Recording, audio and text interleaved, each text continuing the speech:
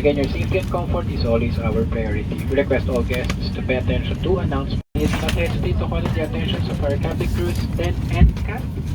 Should you require further assistance or clarification on these important measures. Back to you once we get airborne and prior to our descent towards Busuanga. For the meantime, sit back, relax, enjoy the rest of the flight. Again, welcome on board this flight DG6043. Good morning, everyone.